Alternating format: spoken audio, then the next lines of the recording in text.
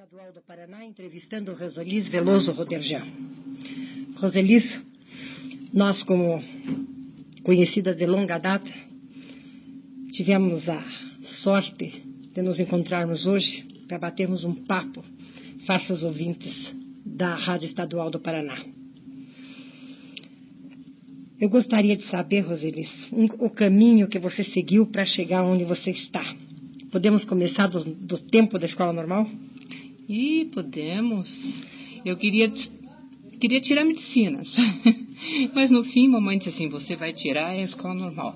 Aí eu tirei a escola normal e 1 ano ou 2 depois, já comecei a lecionar na escola normal. Foi quando eu lecionei a tua turma, lembra? Exatamente. Você saiu da escola e eu estava no 2º ano e você passou a lecionar a nossa turma. E lecionando História da Música, uma cadeira que tinha sido criada pelo professor Erasmo Piloto, eu, naturalmente, para ensinar a história da música e ensinar música erudita para vocês, eu tinha que ter discos. Aí que imaginei fazer o Mundo Lindo, que foi aquela festa que nós realizamos lá no Concorde, mais tarde no Marabá, não é? E que você foi a estrela principal da festa. O astro, né? O astro. Talvez o primeiro travesti de Curitiba. E você lembra muito bem que nessa festa nós fizemos a apresentação verdadeiramente numa primeira tentativa assim dos grupos étnicos. Só que não eram do Paraná, não é? Era uma viagem pelo mundo. Então havia uma porção de grupos étnicos cantando e dançando. Aliás, foi um trabalho relativamente fácil, porque quantos alunos nós tínhamos e quantas pessoas que nos informaram, né, sobre os hábitos europeus e tudo. Tínhamos isso aqui entre nós. E este foi o começo, foi no Instituto de Educação. Logo depois eu comecei a História da Música, lecionar a História da Música também na Escola de Música e Belas Artes. Já bem mais tarde, ao tempo em que meu filho estava entrando no 1º ano do ginásio, na escola militar, eu entrei no 1º ano, escola militar, né? Colégio militar. Eu entrei no 1º ano da Faculdade de Filosofia fazendo curso de História. Nos formamos juntos. Eu na faculdade, no curso de História. Foi muito bom esse curso de História, por causa de 2 contactos que eu estive lá com 2 queridos professores, o professor Loureiro Fernandes, que já faleceu, e o professor Brasil Pinheiro Machado. Um me pôs no caminho do folclore, o professor Loureiro Fernandes, e o outro no caminho da pesquisa histórica, o professor Brasil Pinheiro Machado. Você estava falando do professor Loureiro, eu estava me lembrando de uma época em que nós fretamos alguns vagões e fomos assistir a congada lá. O professor Loureiro suava e andava para um lado e para o outro, entusiasmado. E nós não éramos, imagina, eu era do curso de História Natural, não tinha nada com a história, né? Mas Salo, Aglael, Cecília, todo mundo assistindo a congada na Lapa por influência, por entusiasmo do professor Loureiro. E esse entusiasmo do professor Loureiro passou para a professora Cecília Westphalen, que ainda pertence à Comissão Paranaense de Folclore, que o professor Loureiro e uma porção de outros queridos estudiosos daqui do Paraná integraram, né? E ainda hoje ela é membro da Comissão Paranaense de Folclore e eu atualmente sou presidente dessa Comissão de Folclore. Rosa, a gente ouve muita gente dizer que o folclore paranaense é muito pobre. É verdade isso? Escute, depende da ideia que você faça do que seja folclore. Porque se você tem o folclore como uma coisa assim, feita de fatos diferentes, esquisitos, engraçadinhos ou primitivos, então nosso estado é pobre nisso. Mas eu não vejo folclore assim. Folclore é a manifestação de cultura popular. Então você é um portador de folclore na tua vida diária, no jeito de você arrumar a tua mesa, que você herdou da tua mãe, que herdou da sua avó, né?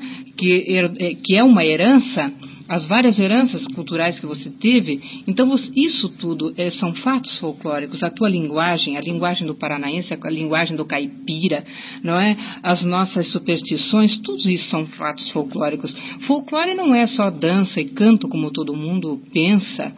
São todas as manifestações culturais, né, espontâneas do povo. Então, você veja, nós estamos rodeados de folclore.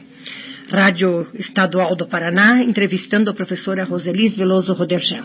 Rose, você falou aí na linguagem do caipira e eu sei que você tem uma conotação muito interessante sobre a linguagem do caipira paranaense, paulista, mato-grossense do sul, se não me engano você falou, Minas. Você quer contar uma coisinha sobre isso? Pois foi um livro que eu tive o grande prazer de receber do professor Rocine Tavares de Lima, de São Paulo, da Associação Brasileira de Folclore Paulista, e ele, então, é o autor desse livro da Escola de Folclore de lá, e eu achei muito interessante, agora não sei assim o nome do autor, etc., mas é um estudo que estão fazendo sobre a linguagem caipira. Seria um complexo que eles chamam, se não me engano, de Paulistânia.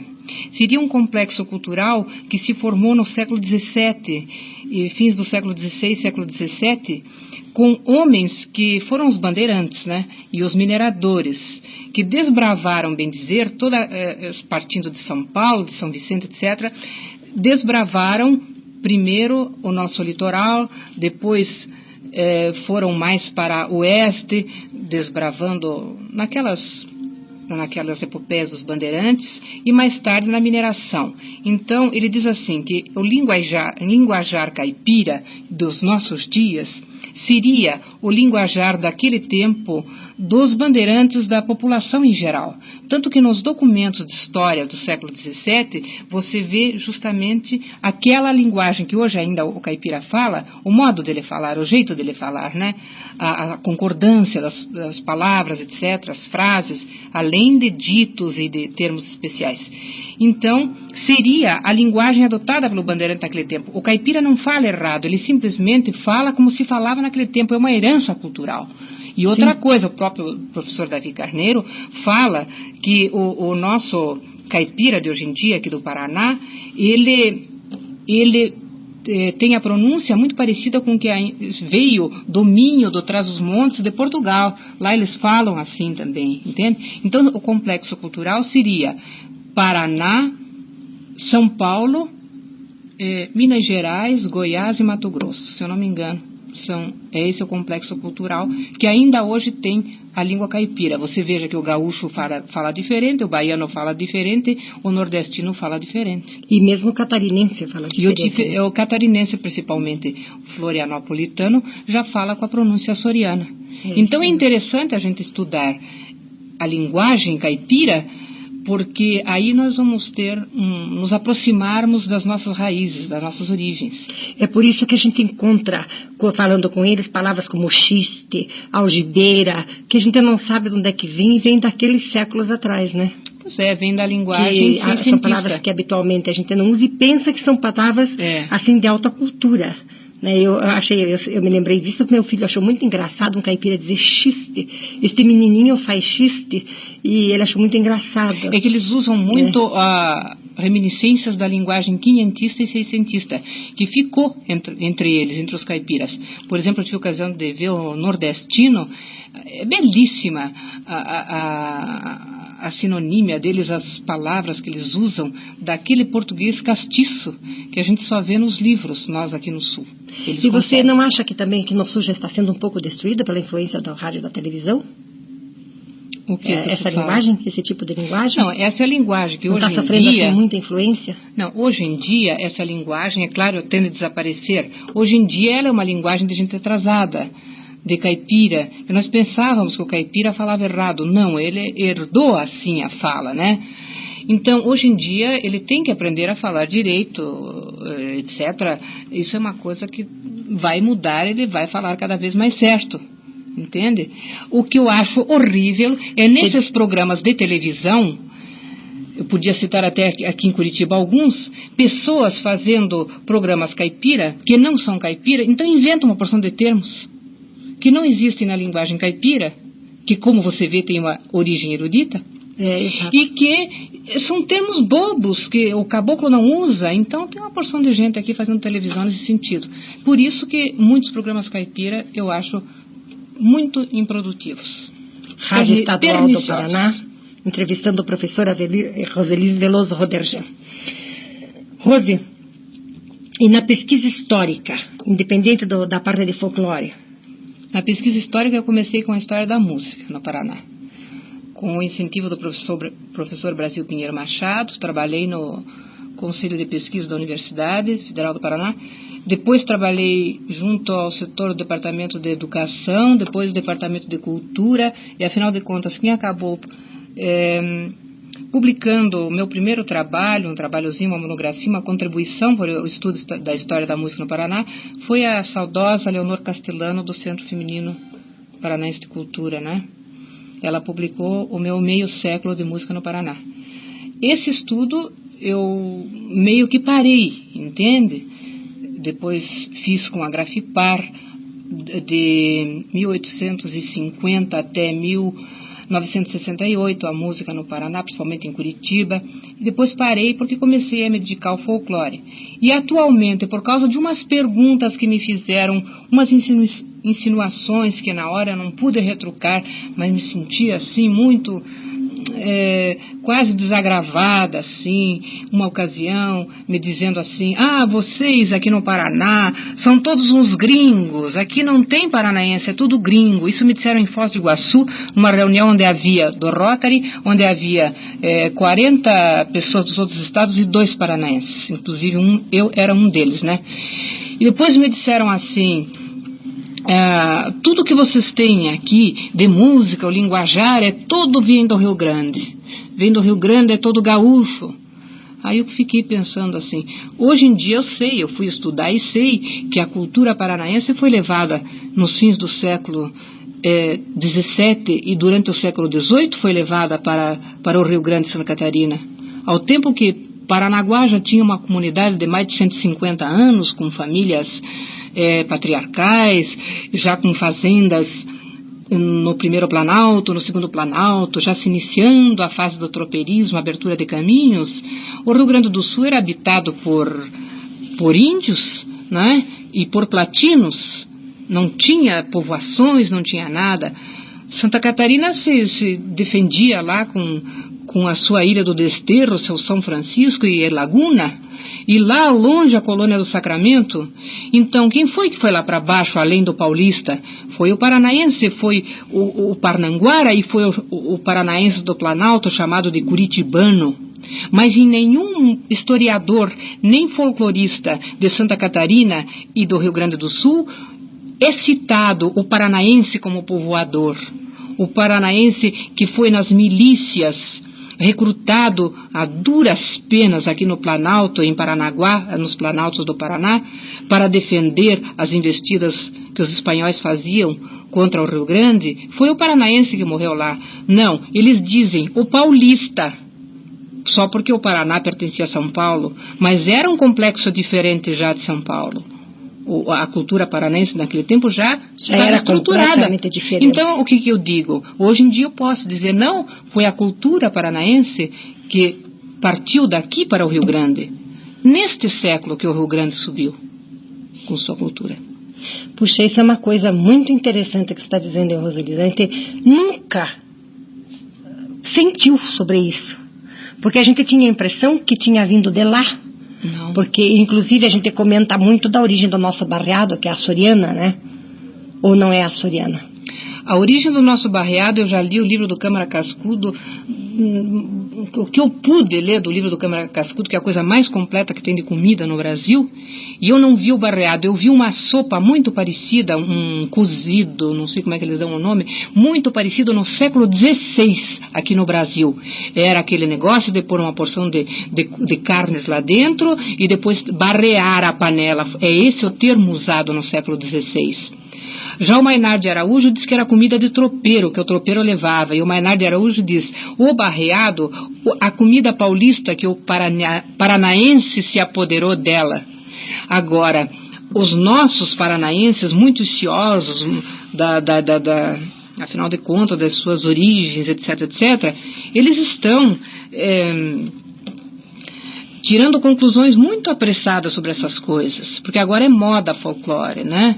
Então, folclore do litoral, o barreado, o fandango. Então começam a dar uma porção. Eu estou nessa agora, o barreado eu não peguei ainda essa briga, porque, meu Deus do céu, até você tem receita. Você sabe por que particularmente eu me interesso pelo barreado, né? 12 receitas de barreado que todas me dizem que é a original.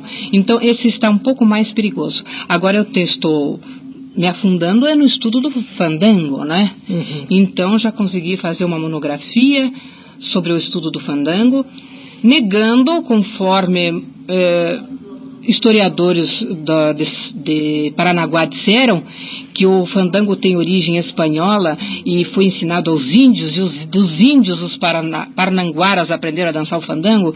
Isto me parece, assim, uma coisa muito apressada, um estudo muito bairrista, porque a gente começa a ouvir falar em fandango, mesmo no século XVIII em Portugal, era dançado muito em Portugal. Logicamente teria vindo com os portugueses para o Brasil e para Paranaguá através do paulista.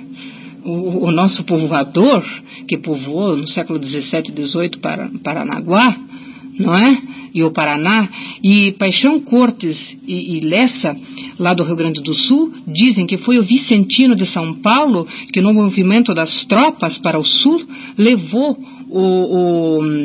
o fandango sapateado com 2 violas acompanhando e a 2 vozes. Foi ele que levou para o sul. Lá no sul esse fandango se desenvolveu e depois, isso lá pelas meados de 1700, século XVIII, e que os açorianos trouxeram danças de roda, mais ou menos por esses meados também, e que isto fez o fandango originou o fandango lá do Rio Grande. Mas acontece que em 1878, mais ou menos, por aí, vieram os italianos, e os italianos com a acordeona deram o hábito de se dançar com a acordeona, ao som da acordeona, e o violão ficou de lado. E essa dança com 2 violões, sapateada, não é? Cantada a 2 vozes, que é muito comum em Portugal e foi muito comum no século XIX, etc., ainda é feita na sua pureza original no nosso litoral. É completamente do fandango do Rio Grande do Sul, que os autores rio-grandenses já concordaram que está todo adulterado. Então, para você ver uma pequena parte do meu estudo, que para estudar isso, parece incrível, estou estudando genealogia e povoamento do Paraná.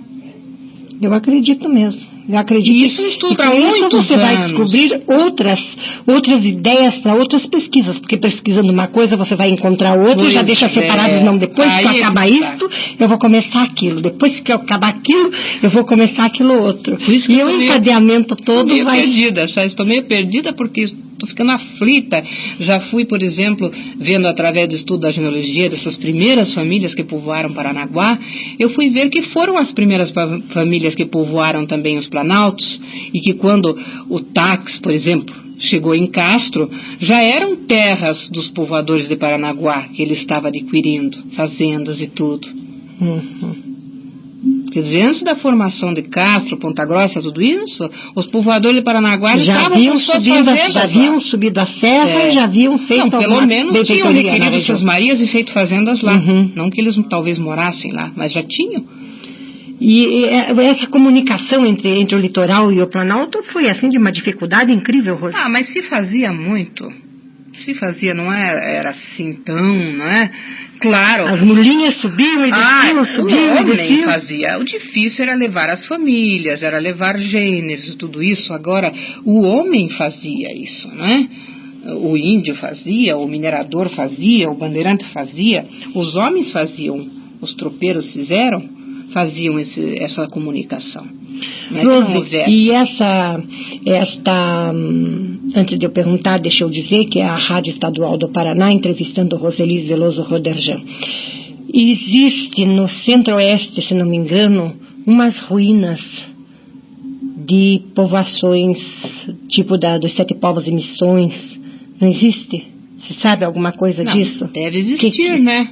Quem fez o estudo... Quem me falou nisso uma vez, até foi uma viagem que nós fizemos a Foz do Iguaçu, dando um treinamento para professores, foi a professora Glória Villanova, que me perguntou se eu já tinha visitado, inclusive, essas ruínas, que seriam tão importantes quanto as de Sete Povos das Missões. Aqui no centro-oeste do Paraná, ali, acho que por perto de Laranjeiras, limite de Laranjeira com outro município lá, mais pro lado da Barranca do Paraná. O que eu sei te dizer... Nos sertões de Ivaí. É o seguinte, quando eu estava na faculdade, quem dava para nós uma matéria chamada Proto-História do Paraná era o professor Oldemar Blasi. Então ele tem trabalhos sobre o levantamento, o estudo que a universidade fez daquela região lá, daquelas antigas reduções, não é? Dos jesuítas aqui. E depois, quem está continuando esse estudo é o professor Igor, também do Departamento de Antropologia. Aliás, agora não sei se é departamento, agora é setor de antropologia. Bom, pelo nome que não se perca, a função é que é importante. Então, e ele que continua, até eu soube que, felizmente, há tempos atrás, quando começou aquela sistemática lá, aquela problemática toda de Itaipu lá, né, eu fiquei pensando, ai meu Deus do céu, que pena, eles vão fazer tudo isso aí e vão esquecer a pesquisa que tem que ser feita ainda, né? Não só sobre as reduções jesuíticas, mas sobre os índios e tudo isso. E, recentemente, eu soube que o professor Igor conseguiu que dessem permissão à universidade para estudar lá. Tá? E estava fazendo o levantamento, logicamente fazendo o levantamento. Mas você compreende, isso existiu. Mas você sabe quantas e quantas matas foram postas abaixo para plantações em toda essa região? Então, eu não sei o que existe ainda. Não acredito que seja muito grande coisa, mas deve existir. Você falou aí uma palavrinha muito interessante, que está muito em moda agora, se falou no índio. E os nossos índios, os caingangues, que o professor Loureiro tanto amava e tanto falava, e como é que está a situação deles, Rose, você sabe? O que há deles? Quantos há, mais ou menos? Eu sei que tem o todo em Palmas, tem um todo em Clevelândia, e a gente vê as notícias no jornal, lê e tal, e qual é a verdadeira situação do índio no Paraná? Historicamente. Não sei. Politicamente, eu sei qual é, historicamente. Eu não sei te dizer realmente, não vou dar, porque, claro, estão sabendo, né? Mas eu não pertenço ao serviço do índio, nem aí ao setor da universidade, nem nada, não sei como é que está isso. Agora, se você me perguntar no sentido cultural, da contribuição o que eu cultural, acharia disso, eu nem sei se eu poderia falar sobre isso. Mas o que eu sei é que você veja bem a população do Paraguai. Quem é o cidadão paraguaio dentro do Paraguai? O que ele é? É o índio, né? É o índio que forma a massa, né? Mas a classe dominante o cidadão paraguaio é o índio. É o índio. Aqui no Brasil o cidadão paraguaio brasileiro é o índio? E vou mais além para você, o índio aqui não é considerado cidadão brasileiro porque não tem direito à carteira de identidade.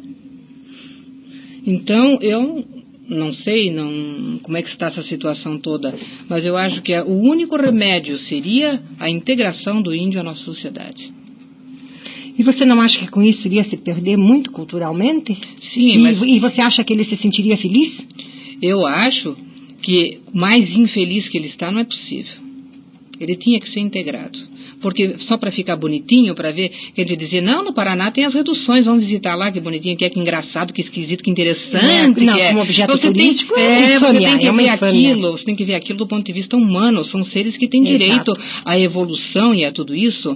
Não precisa que eles deixem suas tradições, tudo. Grandes tradições que eles têm, pois eles já são cristãos, não é? Que seria o pior impacto. O que eles estão querendo é as terras deles, que eles têm razão. Como eu vi, pelo menos o que eu vi em televisão, né? Eles têm direito porque foram terras que eles ganharam com o trabalho que eles fizeram. Rádio Estadual do Paraná, entrevistando a professora Roselis Veloso Roderjan. Rose, me diga aqui uma coisa, e o teatro, Rose? Eu não posso deixar de falar em teatro, né? Mesmo estando falando com você que é uma pesquisadora de história, mas como eu sei que você gosta de teatro, que você já escreveu peças, não de teatro, mas musicais, já representou, porque eu não posso esquecer você representando o Odalisca, né? Procide, cantando e dançando, né? Fazendo papel de vedete. Então, eu quero perguntar para você. Aluna da escola, pois é, era aluna, mas não deixava de ser espetáculo, né?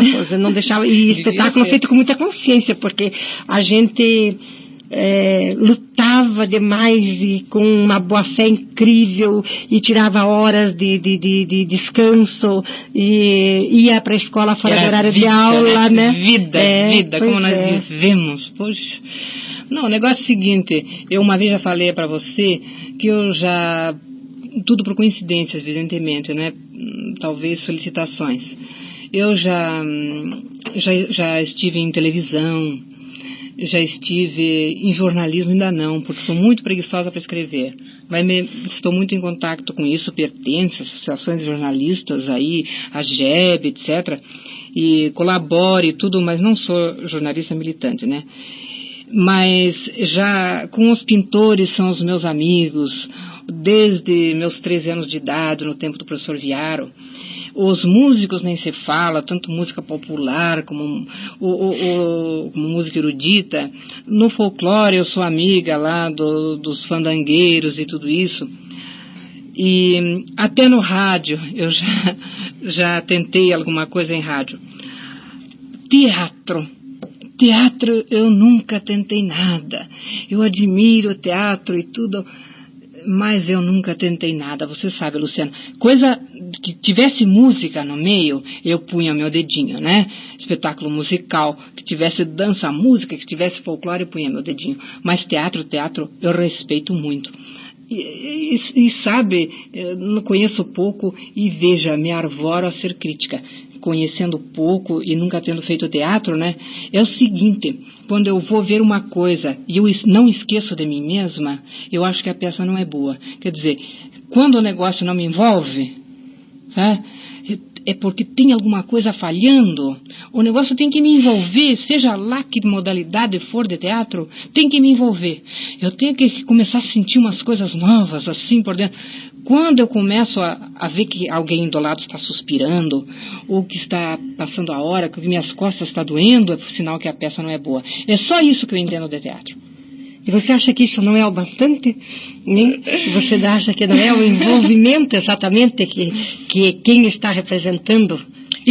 Sabe o que? Eu fico chateada, porque eu penso, eu não entendo nada de teatro, mas aquilo ali eles podiam ter feito assim. Mas por que eles puseram aquela luz lá? E aquela pessoa, porque está tão insistentemente aparecendo lá em segundo plano, ela está tirando a nossa atenção do personagem principal. E esse diálogo, por que eles fizeram assim? E onde é que se viu por aquele traje lá, se aquele traje não é daquele século? Então eu começo a fazer tanta crítica, aquilo me perturba, sabe? E quem sou eu? Quem sou eu para começar com essa crítica, né?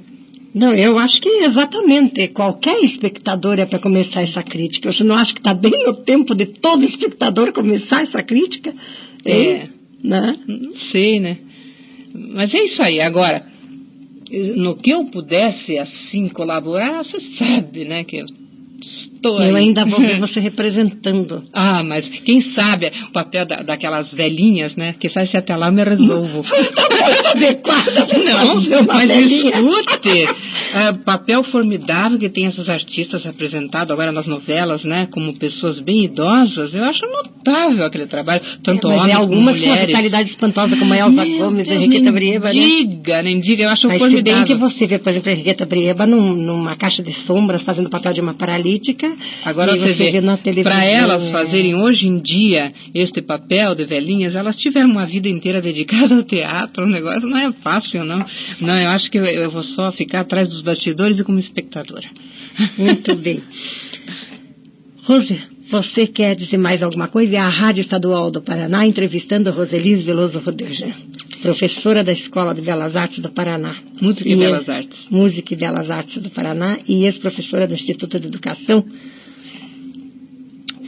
Eu queria dizer para vocês que Agora com problemas já de netos e vendo os filhos e faz casa e vai ganhar nenê e é aumentado no seu ordenado, quer dizer, com problemas assim familiares mesmo, né, que a gente ainda está ali apoiando para cá e para lá, eu penso assim, ai meu Deus, me aposentei no Instituto, quero me aposentar nas Belas Artes para pegar e resolver esses problemas todos e seguir o meu caminho. E quando eu vejo assim, esses chamados como o de você, como o teu, como o do Baraúna, eu fico pensando, ai meu Deus, fico um pouco angustiada. Será esse o meu caminho?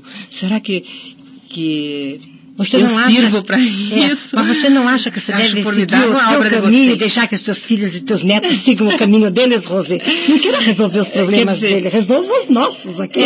Foi só uma questão que eu me lembrei que eu estou envolvida nisso agora. Mas eu digo o seguinte, eu admiro muito o trabalho de vocês e estou apoiando vocês na forma que eu puder.